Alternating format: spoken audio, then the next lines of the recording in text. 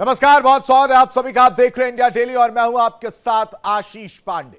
TMC का गुंडाराज, ये नाम हमने इसलिए रखा है, अभी आप समझ जाएंगे, क्योंकि पश्चिम बंगाल में चुनाव से पहले एसआईआर को लेकर बवाल जारी है।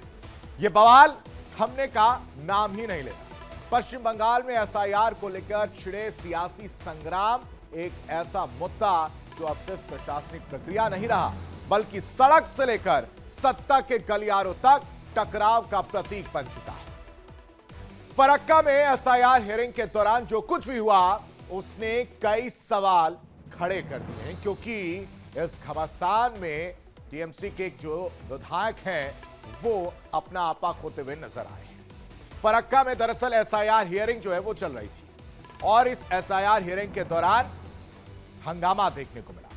बीडीओ ऑफिस में तोड़फोड़ और मारपीट की तस्वीर सामने आई है, जिसके बाद सवाल उठ रहे हैं कानून व्यवस्था को लेकर। दरअसल टीएमसी कांग्रेस स्थानीय विधायक मनिरुल इस्लाम के नेतृत्व में उनके समर्थकों पर बीडीओ कार्यालय में हंगामा और तोड़फोड़ किए जाने का आरोप सामने आया है।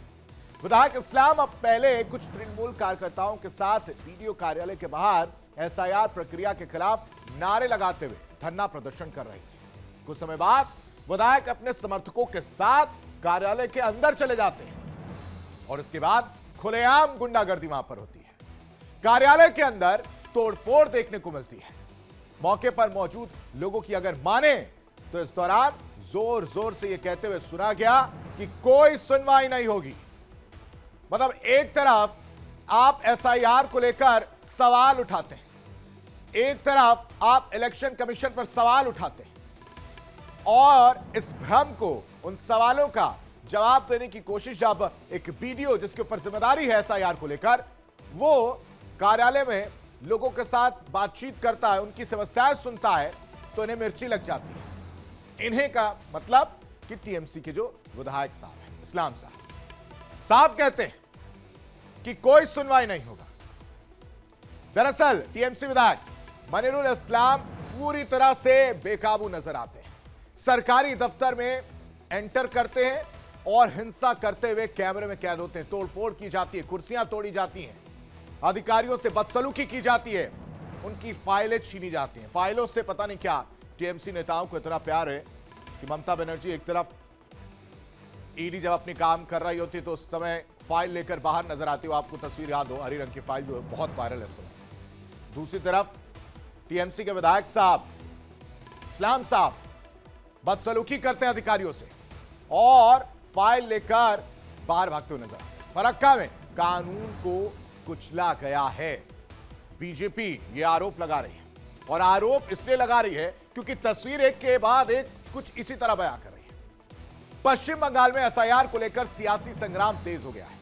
एक तरफ ममता बनर्जी एसआईआर को लेकर लोकतंत्र पर हमला बता रही हैं, तो दूसरी तरफ ईडी कार्रवाई और एसआईआर के जरिए बांग्लादेशी घुसपैठियों को बाहर किए जाने के दावे ने टकराव को और तीखा कर दिया है। सवाल यह है कि एसआईआर के विरोध में सड़क पर उतरी टीएमसी क्या हिंसा के जरिए दबाव बनाना चाहती है?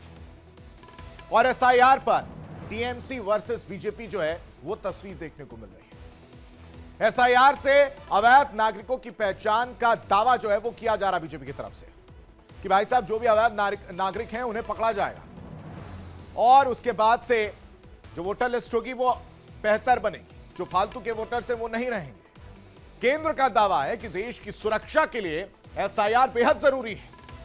दूसरी तरफ टीएमसी का पलटवार सामने आता है, जिसमें कहा जाता है कि डर और भ्रम जो है वो फैलाया जा रहा है। चुनाव से पहले एसआईआर बनाम टीएमसी जो है वो देखने को मिल रहा है। इस पूरे घटनाक्रम को लेकर अब राजनीतिक विवाद तेज हो गया है। विपक्षी खेमे ने आरोप लगाया है कि सत्तारूढ़ दल के विधायक खुद सरकारी कार्यालय में तोड़फोड़ का नेतृत्व कर रहे हैं, जो कानून व्यवस्था पर गंभीर सवाल खड़े करता है। सबसे पहले आपको दो बयान वीरों के बयान सुनवाते हैं, सुनिए।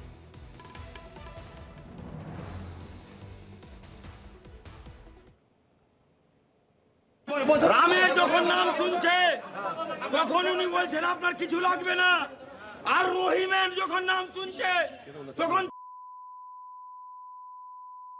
এই দ্বিচারিতা নির্বাচন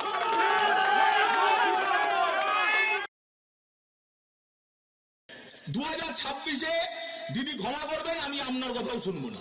আমরা দলের কর্মীরা আমরা আমাদের মতো চলবো, দিদির কথা আমরা 2 মাস শুনবো না। দিদি আমাদের ক্ষমা করবেন, মঞ্চে দাঁড়িয়ে বললাম, অন রেকর্ড বললাম, প্রেস আছে রেকর্ড করছেন, অন রেকর্ড বললাম, কারণ আমি মায়ের বদলা মায়ের বিশ্বাস। अरुणाब सिंह और इस्लाम, 2 विधायक है टीएमसी के, और इनके बयान किस तरह के हैं इसे आप सुनकर अंदाजा लगा सकते हैं कि किस तरह का गुंडा राज वहां पर देखने को मिल रहा है। गुंडागर्दी चल रही है खुलेआम, कानून की धज्जियां, कानून की जिम्मेदारी जिनके ऊपर है, जिस सरकार के ऊपर है, वो तोड़ते हुए नजर आ रहे हैं। तो सवाल है, क्या पश्चिम बंगाल में गुंडा राज चल रहा है? क्या पश्चिम बंगाल में स्थिति ठीक नहीं है? क्या ममता बनर्जी के उनके विधायक ही उनकी नहीं सुन रहे हैं? और इसी पर करेंगे हम चर्चा। हमारे साथ तमाम मेहमान जुड़ेंगे और आपको उनका परिचय करा देते हैं कि जिस तरह से तस्वीर देखने को मिले उसको लेकर क्या कुछ अब घटनाक्रम सामने आ रहा है। हमारे साथ अनंत अमित, प्रवक्ता बीजेपी, हमारे साथ जुड़े, बहुत स्वागत है सर आपका। हमारे साथ मोहम्मद एहतशामुल हक, टीएमसी की तरफ से जुड़े, बहुत स्वागत है। साथ ही साथ संदीप मिश्रा, राजनीतिक विश्लेषक हैं, बहुत बहुत स्वागत है संदीप जी आपका भी। सबसे पहले एहतशामुल हक साहब, आप ही के पास आऊंगा, और मैं थक गया हूं आपके पास आकर।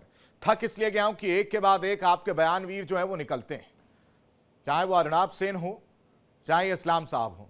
मतलब क्या मानसिकता हो गई है और किस तरह की खुलेआम गुंडागर्दी जो वो की जा रही है। अरे कहीं जिम्मेदारी तय करिए, आप लगाम लगाइए ऐसे विधायकों पर, क्यों इस तरह के बयान दिए जा रहे हैं? एहतशाम साहब। देखिए आशीष पांडे जी, सबसे बड़ी बात है कल की ये जो घटना फरक्का विधानसभा का मनीरुल इस्लाम जो वहां के विधायक है, उन्होंने जो आपत्ति जो किए या फिर कुछ वहां पे वीडियो ऑफिस में जो तोड़फोड़ जो भी किए हैं, तो वाकई में देखिए कहाँ चुनाव आयोग जो है, राम के नाम में किसी तरह का ऑब्जेक्शन नहीं है जिनका हिंदू नाम है, लेकिन रहीम का नाम में उनको तमाम तरह का डॉक्यूमेंट देना पड़ रहा है। आपको एक बात बता दूं स्पष्ट रूप से, जो मुस्लिम इलाका 30% लोगों को नोटिस दिया जा रहा है, और जहां मुस्लिम इलाका नहीं है इस तरह का कोई भी काम नहीं है। तो ये कहीं न कहीं चुनाव आयोग, आप समझ लिए मतलब केंद्र शासित सरकार के इशारे पर काम कर रही है। सर नहीं, ये हवा में, आप ये हवा में कह रहे हैं कि कुछ प्रूफ है आपके पास? नहीं, बिल्कुल प्रूफ है। हमारे एमएलए क्या कह रहे हैं, आप देख ले रहे हैं। नहीं, आपके एमएलए गुंडागर्दी वाली भाषा का इस्तेमाल कर रहे हैं, कुछ कह नहीं रहे वो। गुंडागर्दी प्रोटेस्ट करने का अधिकार है, तो आपका नाम अगर नहीं होगा पांडे जी, तो आप प्रोटेस्ट नहीं करेंगे। मेरा नहीं, मैं प्रोटेस्ट करूंगा, लेकिन मैं किसी को धमकी नहीं दूंगा। धमकी का बात क्या है? धमकी प्रोटेस्ट करने का मतलब तो है। प्रोटेस्ट क्यों नहीं करेंगे, धमकी क्यों नहीं देंगे? ये केंद्र के इशारे पर काम हो रहा है, ये किस तरह का दोहरा रवैया? नहीं, सुनिए एहतशाम साहब, दोहरा रवैया आपको नजर नहीं आ रहा टीएमसी का? एक तरफ एसआईआर को लेकर आप सवाल उठा रहे हैं, दूसरी तरफ उसी एसआईआर को लेकर एक वीडियो जब अपना काम कर रहा है, लोगों को समझाने की कोशिश कर रहा है, उनकी समस्याएं सुनने की कोशिश कर रहा है, वहां पर आप लोग गुंडागर्दी करने पहुंच जाते हैं। देखिए वीडियो तो एक तरफा काम कर रहा है, जो अकलियती है उनको ये किया जा रहा है, उनसे डॉक्यूमेंट्स मांगा जा रहा है, वहां पर सवाल पैदा हो रहा है। सवाल होता है कि निष्पक्ष होना चाहिए, एसआईआर शुद्धिकरण होना चाहिए, न कि अशुद्धिकरण होना चाहिए। इस तरह की बातें सही नहीं है। शुद्धिकरण कीजिए, अशुद्धिकरण क्यों कर रहे हैं आप? अनंत अमित जी, कीजिए। अनंत अमित जी, राम के नाम से तकलीफ नहीं है, लेकिन रहीम के नाम से तकलीफ है इलेक्शन कमीशन को, ये बड़ा आरोप लगा रहे हैं। आशीष जी, वो कहते हैं ना, आगे घोर अंधेरा है जब पहरेदार ही लुटेरा है। तब उस प्रदेश की माननीय मुख्यमंत्री ईडी की रेड में स्वयं उपस्थित होकर साक्ष्यों को, जिस ग्रीन फाइल की चर्चा आप कर रहे थे, साक्ष्यों को ही अपने साथ ले जाती है, संवैधानिक पद पे बैठा हुआ व्यक्ति, तो उस राज्य के विधायक की स्थिति क्या होगी? कभी हुमायूं कबीर आ जाता है बाबरी मस्जिद बनाने के लिए, कभी मजरूल इस्लाम आ जाता है राम को बदनाम करने के लिए, वीडियो को मारने के लिए। ये तमाम ऐसे लोग हैं जो संवैधानिक पद पे बैठे हुए लोग, और संविधान की धज्जियां अगर उस प्रदेश में उड़ा रहे तो वो वहां की वर्तमान की सरकार उड़ा रही। आपने देखा होगा कि एक आदिवासी सांसद को वहां पे लहूलुहान कर दिया जाता है उसी प्रदेश में, उसी प्रदेश में एक विधायक को मारा जाता है। तो ये क्या हो रहा है उस प्रदेश में? आज एक दीपक महतो बीएलए थे, आपने जरूर देखा होगा आशीष जी, वो अपनी जान की दुहाई मांगता रहा एसआईआर के दौरान। उस पर एक दबाव बनाया गया कि यहां पे जो एक समाज के लोग हैं उन समाज के लोगों का नाम मत काटो, जबकि वो लोग उस लिस्ट में मर चुके थे।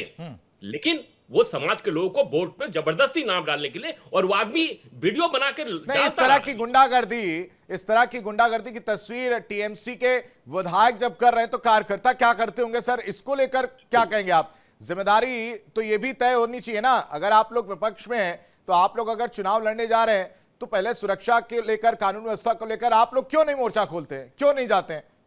आशीष जी, हम सड़क से लेकर सदन तक में, दिल्ली से लेकर और पश्चिम बंगाल के कलकत्ता तक में हम लगातार हम वहां के जनता के बीच में हैं और जनता को ये बता रहे हैं कि वर्तमान की सरकार किस तरीके से आपके अधिकारों का ग्रहण कर रही है और किस तरीके से आपको परेशान कर रही है। ममता बनर्जी को सिर्फ ये है कि घुसपैठियों और बांग्लादेशियों के सहारे उनको चुनाव जीतना है, लेकिन इस बार की 2026 के चुनाव में पश्चिम बंगाल की जनता ये जान चुकी है और ममता बनर्जी की और पूरी पार्टी की ये हताशा बता रही है कि ये चुनाव हार रहे, इसी हताशा के तहत ये अधिकारियों पे भी हमला कर रहे हैं। ठीक है और संदीप ये क्या जी, हो रहा है संदीप जी, देश से जानना चाहता है। कल आप जुड़े थे और कुछ बातों से मैं बेहद खुश भी हुआ था कि आपने जो पॉइंट्स रखे थे, जो फैक्ट्स रखे थे, वो बेहद बहुत जरूरी थे, लेकिन उससे टीएमसी विधायकों का या नेताओं का कोई पाला नहीं पड़ता है, ये तो मैं कह सकता हूं। क्योंकि एक तरफ एक के बाद एक विधायक जो निकलकर सामने आ रहे हैं और चुनाव नजदीक है, जो आपने जिक्र किया, तो इनको सिर्फ हाईलाइट होना है और हाईलाइट होकर लोगों के बीच में एक बार फिर से सामने आना है। ऐसे में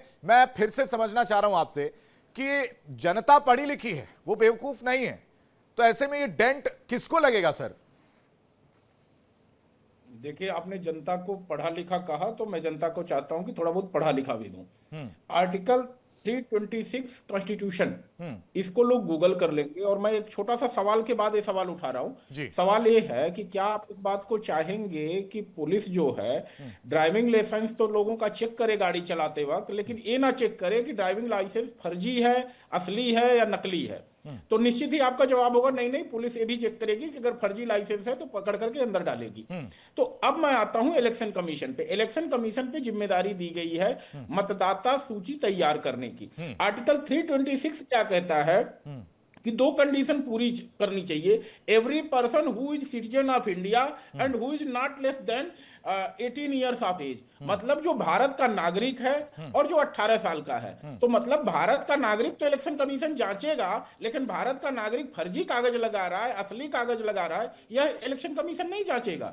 इस सवाल का जवाब मिलना चाहिए। अब बात आ रही है जो आप उठा रहे हैं कि माननीय मुख्यमंत्री जी इस समय सुप्रीम कोर्ट में उनके खिलाफ सुनवाई चल रही है। जो काम उन्होंने किया है, जिस तरह से ईडी के अधिकारियों को उन्होंने डराया है, धमकाया है और उनके हाथ से कागज छीने हैं, तो जब मुख्यमंत्री का काम ऐसा हो रहा है तो उनके विधायक जिनके ऊपर संवैधानिक बाध्यताएं नहीं के बराबर है, मुख्यमंत्री को आप जानते हैं कि संवैधानिक बाध्यताएं, उन्होंने संविधान की शपथ खा रखी है। तो जब संविधान में मुख्यमंत्री इस तरह से कर रहा है तो विधायक तो बिल्कुल फ्री है कुछ भी करने के लिए, कहने के लिए। और सबसे बढ़िया फार्मूला बहन ने एक तो और अच्छा निकाल लिया कि अगर कुछ ऐसा बयान और ऐसा काम है तो उनका व्यक्तिगत है और व्यक्तिगत करके किनारा काट लिया, लेकिन बेनिफिट इलेक्शन में उसका लेना है। तो यहाँ पर अगर एक सेकंड थोड़ा सा मैं और ऐड कर दूं, अगर नोटिस दिया है इलेक्शन कमीशन ने एक धर्म विशेष को, तो धर्म विशेष को तो खुश होना चाहिए कि उनको मौका दिया है अपना पक्ष रखने का। नहीं तो बिना पक्ष रखे भी कर सकता था इलेक्शन कमीशन, इस तरह की आरोप आप लगा सकते हैं। ठीक है सर, समझ गया मैं। मतलब मोटा बात जो मैंने शुरू में कहा था कि अगर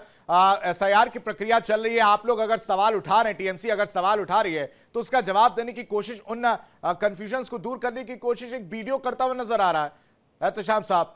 और यही संदीप जी भी कह रहे हैं, अरे भाई अगर तकलीफ है, पेपर दिखाने को कहा जा रहा है, अगर हैं वैलिड पेपर्स हैं तो आपको मौका मिलेगा, यही तो कहा जा रहा है, फिर क्यों तकलीफ है? राम रहीम वाली तो बात ही नहीं आ रही अब एहतशाम साहब।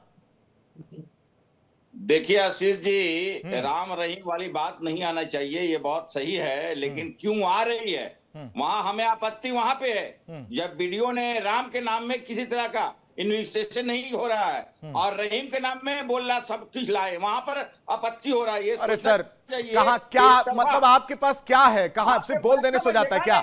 चलिए मैं कहता हूं, मैं कह रहा हूं कि राम और रहीम में कोई चीज भेद नहीं हो रहा है, सब दिखाया जा रहा है। आप अब ये क्या हवे में हो जाएगी? प्रूफ के साथ जाएंगे ना आप? ये आप कह रहे हैं, आपका चैनल के माध्यम से आशीष जी कह रहे हैं आप। हाँ। लेकिन मेरा आदमी आज जो वहां का मेरा विधायक है वो तो कह रहा है ना। हाँ। ये तो वो फेस किया, आप तो फेस नहीं किए, आप तो स्पोर्ट पे नहीं गए, आप तो जगह पे गए नहीं है, वो वहां फेस कर रहे, इसलिए उन्होंने बोला कोई तो इस तरह का ऐसा नहीं है इतना बड़ा पद पर रह करके किसी तरह का जो मतलब कागजात फेंके या फिर समझ लिए वहां तोड़ फोड़ करे, कुछ ना कुछ तो रीजन होता है। हाँ। कहीं आग लगती तब धुआं होता है, हाँ। बगैर आग लगे हुए धुआं नहीं होता। मतलब गुंडाई ये- करेंगे, ये मैं मान लूं। गुंडाई नहीं, विरोध गुंडाई करेंगे नहीं, आप, मेरी गुंडाई आदत- करेंगे, विरोध करेंगे, गुंडाई करेंगे, ये तरीका है आप लोगों का। गुंडागर्दी मेरी करके fundamental- वो वोट लेना चाहते हैं आप लोग, ये कह रहे हैं। फंडामेंटल राइट है। हाँ। अभी आप बोलिए प्रधानमंत्री जी को हाँ। 240 ठीक है, सीट संदीप लेके जी, जो विराजमान है, संदीप जी कुछ कहना चाह रहे हैं, फिर जाता हूं बीजी के पास। संदीप नहीं जी। मतलब मुख्यमंत्री जो है कानून अपने हाथ में लेंगे, आप क्या कहना चाह रहे हैं? उनके ऊपर संवैधानिक बाध्यता नहीं है? दोनों लोग को संविधान सामने की लाएगा, जेब प्लीज। में घूमने वाले लेकर के उस पे नहीं कुछ कहेंगे। और 145 किलोमीटर सीमा आपने खुली छोड़ रखी है, आपने जमीन अधिग्रहण करके नहीं दिया है। और जब उस देश के लोग घुसपैठ करके बांग्लादेश से आए हैं पश्चिम बंगाल में, तो उस पर आपकी बात नहीं आ रही है। आपने घुसने का मौका दिया, घुसपैठ का आपने मौका दिया है, आपने उनके पेपर तैयार किए हैं, और जब उस पे सवाल उठाए जा रहे हैं तो आपको दिक्कत हो रही है। आखिर आप पश्चिम बंगाल के लोगों के जो मूल हैं, नागरिक हैं वहां के, ठीक है, एहतशाम उनके साहब और हितों के संदीप जी साथ को आमने समझौता सामने क्यों लाइएगा, कर रहे हैं? प्लीज। आप उनके पश्चिम बंगाल के लोगों के मूल नागरिकों के अधिकारों के खिलाफ क्यों जा रहे हैं? उनको उनसे वंचित क्यों करना चाहते हैं? आप बांग्लादेश के लोगों को जो है पश्चिम बंगाल का नागरिक बनाने पे क्यों लगे हुए हैं? एहतशाम साहब बहुत छोटा सा जवाब दीजिएगा, फिर बीजेपी का रुख करना है। देखिए 58 लाख लोगों का नाम बाद हुआ है। 80 जी बात समझिएगा, लेकिन मैं कितने रोहिंग्या, कितना बांग्लादेशी, कितना घुसपैठिया उसमें निकला है। और हमारे जो बांग्लादेश से अगर आए हैं तो उसका सीधा सीधा जिम्मेदार केंद्र सरकार और हमारे होम मिनिस्ट्री का अंडर में आता है। तो ये समझ लिए कहीं ना कहीं हमारे होम मिनिस्टर फेल है, हमारे भारत सरकार फेल है। क्यों प्रवेश कर जा रहे हैं? अभी संदीप मिश्रा जी बोल रहे हैं अगर आ रहे हैं तो इसका सीधा सीधा जिम्मेदार केंद्र सरकार है। बीएसएफ जो है केंद्र सरकार के अंतर्गत आता है, राज्य सरकार के अंतर्गत नहीं आता है। इसका सोच लिए आपने संदीप मिश्रा जी कह रहे हैं। हाँ। तो ये सीधा सीधा समझ लिए केंद्र सरकार की जिम्मेदारी है, इसमें हमारी कोई जिम्मेदारी नहीं है। संदीप मिश्रा जी हमारे होम मिनिस्टर से ही सवाल पूछना कागज चाहिए। आप तैयार इसका करें मतलब और होम कल मिनिस्टर जब उसकी को जांच चाहिए। हो तो दिक्कत आपको हो। भाई इस तरह से बातें नहीं चलती हैं, जनता ठीक सब है, समझ रही है। अनंत आपने अमित जो जी, फ्रॉड किया है। आपकी जिम्मेदारी को लेकर सवाल उठाया जा रहा है, और साथ ही साथ एक सवाल और मैं जानना चाह रहा हूं। एसआईआर प्रक्रिया को हिंसा के जरिए क्या टीएमसी रोकना चाहती है? क्योंकि डबल स्टैंडर्ड तो दिख रहा है। जी बिल्कुल आशीष जी, आपके सवाल बड़े जायज हैं। अभी संदीप मिश्रा भाई साहब बिल्कुल सही कह रहे थे। माननीय गृह मंत्री जी ने लोकसभा में अपने जवाब में कहा कि पूरे देश में हम बॉर्डरों को सील कर रहे हैं, लेकिन पश्चिम बंगाल चूंकि स्थानीय गवर्नमेंट वहां पे टीएमसी की है और उसकी भी जिम्मेदारी बनती है, लेकिन स्थानीय सरकार 145 किलोमीटर की बाउंड्री नहीं होने दे रही है। ये वहां राज्य सरकार की, ये देश की जनता भी जान चुकी है, और माननीय गृह मंत्री जी ने लोकसभा में अपने एहतशाम जवाब साहब में को कहा। सामने लाएगा। सर जवाब दीजिए जरा बीजेपी का। दूसरी बात, देखिए क्यों नहीं करने देना चाह रही है? सिर्फ हाँ। इसलिए कि घुसपैठियों को अंदर लाना है, वोट की राजनीति करनी है, उन्हीं के कंधे पर चुनाव जीतना है। ये कैसी राजनीति है? अरे देश एक रहेगा तभी तो हम सब एक रहेंगे। देश की समानता और एकता की बात है ना। लेकिन आपको एकता से मतलब नहीं, आपको तुष्टीकरण की राजनीति करनी है, एक समुदाय को खुश करना है और चुनाव जीतना है। बस यही आपकी मानसिकता है। सत्ता में बने रहना है और सत्ता की मलाई खानी है और सनातन और हिंदू को बदनाम करना है और उनको लहूलुहान करना है। यही पश्चिम बंगाल की सरकार चाहती है क्या? विगत 15 वर्षों से आपकी सरकार है। आप बताइए कितने हिंदुओं को वहां से पलायन करवाया? आप गांव का गांव खाली हो चुका है और लोग जिस तरीके से हमला कर रहे हैं ये पूरे देश की जनता देख रही है। आप झारखंड तक घुस गए हैं, आप जमाई टोला बनवा रहे हैं। ये बोलिए कौन बनवा एहतशाम रहा है? साहब, दीजिए सवालों के जवाब तो दीजिए। देखिए ये अनंत अमित जी जो है बीजेपी के प्रवक्ता, इनका जो है ना गुस्सा फूट रहा है। ये 15 साल से बरस बरस कर करके बैठे हुए हैं कि हम पश्चिम बंगाल में सरकार बनाएंगे, लेकिन इनकी जो है वो सपना साकार नहीं हो रही है। अब और ये साहब जो बोल रहे हैं कि 2026 में हमने अरे यार, कहा है आप वहां की बोले तो जनता मैं ने क्यों ये रखा? तय कर लिया है कि भारतीय जनता पार्टी की सरकार बनेगी। भारतीय जनता पार्टी की सरकार बनेगी और पश्चिम बंगाल में जो पश्चिम बंगाल की विगत 15 वर्षों से स्थिति आपने बना रखी है उस स्थिति को सुधारना है और वहां को मेन स्ट्रीम में लाना। ये भारतीय जनता पार्टी ने जिम्मेदारी उठा ली है और वहां की जनता ने हमें आशीर्वाद देने के लिए मन बना चुकी है। यही हताशा आपको दिखा रही है कि कभी आप वीडियो के ऊपर हमला कर रहे हैं, कभी आपके मुख्यमंत्री ईडी ऑफिस में चले जाके वो साक्ष्यों को लेके चली जा रही है, कभी आपका विधायक बाबरी मस्जिद बनवा रहा है, कभी वहां के सांसदों को मारा नहीं दे जा रहा है, पाएंगे। विधायकों को मारा जा नहीं, रहा है, जनता ये को जवाब मारा इन जा रहा सब चीजों का नहीं दे पाएंगे। वो सिर्फ आरोप ही लगाएंगे। ये मानने को तैयार नहीं है कि इनके विधायक जो है गुंडागर्दी करते हुए नजर आ रहे हैं। संदीप मिश्रा जी, क्या राज्य में प्रशासन पूरी तरह सुरक्षित है? क्या आम अधिकारी एसआईआर जैसे संवेदनशील काम कर पाएंगे, खासकर तब जब इस तरह की तस्वीर देखने को मिल रही है? आता हूं एहतशाम साहब, पहले जवाब संदीप जी से ले लेते मुझे हैं। ऐसा लगता है कि इलेक्शन कमीशन से कुछ तो चूक हुई है। एसआईआर की प्रक्रिया के लिए कम से कम डायरेक्शन होने चाहिए थे। जैसे मॉडल कोड ऑफ कंडक्ट लागू हो जाते हैं चुनाव की प्रक्रिया के समय, उसी तरह एसआईआर की प्रक्रिया के दौरान सारे निर्वाचन के जो भी लोग लगे हुए हैं उनको केंद्र सरकार के अधीन किया जाना चाहिए था, और राज्य में कहीं न कहीं ये होना चाहिए था लोगों के अंदर विश्वास के लिए। जैसे चुनाव के समय हम लोग जानते हैं सर, वो कि उस विश्वास ही राज्य तो का पैदा पूरा करने की कोशिश की जा रही थी, वही कंफ्यूजन दूर करने की कोशिश की जा रही थी ना। लेकिन जब इस तरह के खुलेआम गुंडागर्दी की जाएगी तो आदमी में विश्वास कैसे पैदा होगा? वो तो डर के मारे घर में रहेगा। फिर ये लोग सवाल उठा देंगे कि जो है एसआईआर प्रक्रिया को लेकर भ्रम फैलाया जा रहा है, लोगों का नाम जानबूझकर काटे जा रहे हैं, राम रहीम किया जा रहा है। अब बताइए इसके लिए कौन जिम्मेदारी? ये तो जिम्मेदारी मानने को तैयार ही नहीं है एहतशाम साहब। के लिए जिम्मेदारी जो है समझ लिए इलेक्शन कमीशन जो किसी केंद्र के इशारे पे काम कर रही है।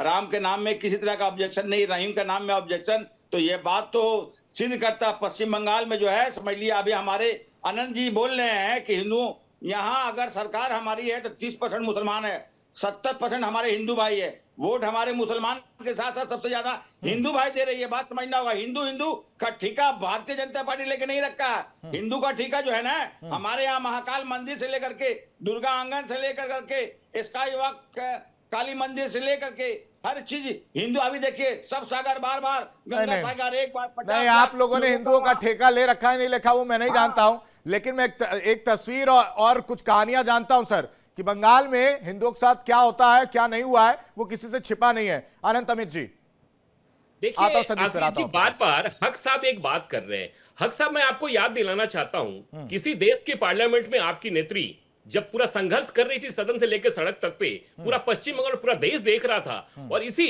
चुनाव प्रक्रिया के दौरान जब बहस हो रही थी तो लोकसभा के स्पीकर के ऊपर उन्होंने कहा कि बांग्लादेश में जिस तरीके से घुसपैठिए आ रहे हैं, इस घुसपैठियों को बाहर करना है, और आपकी नेत्री ही उस दौरान लोकसभा के अंदर फाइल फेंकने का काम करती है और उसी सरकार को कटघरे में करने का काम करती है। लेकिन आज स्वयं जब सत्ता में है तो सत्ता की मलाई खाने के लिए उन्हीं के कंधे पर रहकर चुनाव जीतना चाहती। ये कौन सा राजनीति है? कौन सी लोकतंत्र है? लोकतंत्र ऐसे नहीं चलता है। लोकतंत्र स्वच्छता से चलता है। लोकतंत्र की परिभाषा जिस तरीके से आप लोगों ने पश्चिम बंगाल में गढ़ी है, वहां की जनता ये तय कर चुकी है। और बार बार एसआईआर की बात हो रही है। आशीष जी इनसे पूछिए कि जो मृतक लोग आपके साथी जुड़े, आप डायरेक्ट पूछिए उनसे, दोनों लोगों को सामने लाएगा पीसीआर। जो मृतक व्यक्ति है, इससे पहले वाले सवालों का जवाब तो नहीं दिए। चाहिए जो लोगों का 2 जगह नाम है उनका वोटर लिस्ट से नाम कटना चाहिए। जो उस प्रदेश को छोड़ के चले गए उनका नाम वोटर लिस्ट से कटना चाहिए। कटना चाहिए कि नहीं कटना चाहिए? आज देखिए बॉर्डर पे जिस तरीके से लोग स्वयं भागे जा रहे हैं, बॉर्डर पे जो भीड़ लगी हुई है, सोशल मीडिया से लेकर तमाम मीडिया दिखा रही है, ये कौन लोग हैं जो पश्चिम बंगाल की बॉर्डर पे बाहर जा बांग्लादेश जाने के लिए व्याकुल है? उनको ऐसा लग रहा है कि पता नहीं डर सता रहा है। किस बात का डर है? बताइए एहतशाम साहब। सरकार को बताना होगा कि बॉर्डर पे भीड़ किसकी भीड़ है, कौन लोग हैं वो? आशीष जी 58 लाख लोगों का नाम बाद हुआ है, उसमें जो मृतक थे वो पाए गए, जो समझ लीजिए यहाँ से स्थानांतरण दूसरे जगह करके वो पाए गए। हमें वहां पर तो कोई यही ऑब्जेक्शन नहीं है। ऑब्जेक्शन कहाँ है? जहां मुस्लिम इलाकों में जिसको वेरीफाई 30% राम रहीम के नाम में, राम के नाम में कोई ऑब्जेक्शन नहीं, रहीम के नाम में ऑब्जेक्शन। मुझे वहां पर हमको इंटरफेयर कर रहे हैं, वहां पर हमारी आंदोलन हो रही है, वहां पर हमारी प्रोटेस्ट हो रही है। और देखिए आनंद जी, आपकी सपना साकार नहीं होगा। आप जितना भी ख्वाब देख लिए, आप सरकार सत्ता में यहाँ नहीं आ सकते हैं। वो तो जनता तय करेगी ना साहब, वो तो पश्चिम बंगाल की जनता तय करेगी ना, वो आप और हम तय नहीं करेंगे। वो पश्चिम बंगाल की जनता तय करेगी किसका सपना साकार होगा, किसका सपना फेल होगा। लेकिन आप ये बताइए कि जब एसआईआर में चुनावी प्रक्रिया में बिहार जैसे जगह में एसआईआर जब सफलपूर्वक चुनाव हो गया, आज 45 दिन से भी ज्यादा हो गया, आप ये बताइए कि आप इंडी गठबंधन के भाग है कि नहीं है, ये मैं जानता भी नहीं हूं, लेकिन ये बताइए आज तक क्या बिहार में किसी ने एक कंप्लेन किया? ठीक है सर, समय बहुत कम है। संदीप जी कुछ कहना चाह रहे थे, संदीप जी का रुख कर लेता हूं। संदीप जी बहुत छोटा सा जवाब दीजिएगा कि ये घबराहट टीएमसी की और विधायक जिस तरह से निकलकर बाहर आ रहे हैं, इस तरह की बयानबाजी कर रहे हैं, इस तरह की गुंडागर्दी कर रहे हैं, तो क्या ये ना माना जाए कि बिलबिलाहट जो वो देखने को मिल रहे हैं 26 के चुनाव को लेकर?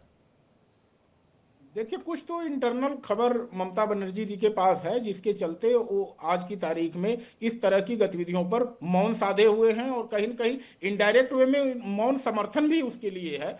और वह चाहती हैं कि वोटर जो हिंदू समाज है वो डरा रहे, और कम से कम एसआईआर की प्रक्रिया जहां हो रही है वहां भी ना पहुंचे अपना ऑब्जेक्शन दर्ज कराते हुए, क्योंकि वहां पर अगर हिंसा होगी और मार पिटाई होगी तो इस तरह से हिंदू वहां से भटेगा। क्योंकि आप भी जानते हैं कि हिंदुओं के लिए जो है बहुत मुश्किल होता है संगठित होकर के कहीं पे जाना। तो ऐसे में अभी जो घटना हो रही है, खास करके जो ईडी की कार्यवाही हुई है उस पर जो बौखलाहट हुई है, इस सब से ममता बनर्जी कहीं न कहीं डरी हुई है और इसलिए अभी और हिंसा का ठीक है सहारा सर, लेंगी, समय मुझे बस ऐसा इतने की लगता है। इजाजत देता है। आप सभी मेहमानों का चर्चा में शामिल होने के लिए बहुत बहुत शुक्रिया। तो एक तरफ ईडी की कार्रवाई, दूसरी तरफ बौखलाहट जो वो देखने को मिल रही है, एसआईआर को लेकर परेशानी जो है ममता बनर्जी को नजर आती है और जब उन परेशानियों का समाधान करने की कोशिश एक वीडियो करता हुआ नजर आता है, उस कार्यालय में टीएमसी के विधायक साहब जो गुंडागर्दी करते हुए नजर आते हैं, तो उसके बाद मन में सवाल यही आता है कि क्या जनता को गुमराह करने की कोशिश टीएमसी के लोग करते हुए नजर आ रहे हैं।